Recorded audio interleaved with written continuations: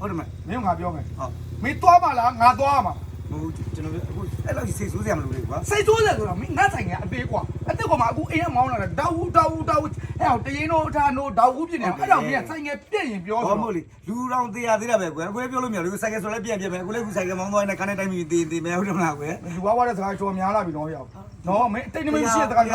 ငါအတိတ်နမင်းရှိတဲ့စကားဆိုငါမကြိုက်ဘူးနော် ရ ရောက် တဲ့ဘောပါကွာ ရပြီရောက်မလာနဲ့တော့မတောက်တော့မတောက်တော့ ဒါလေးယူပါအောင်ကွာ ဟေ့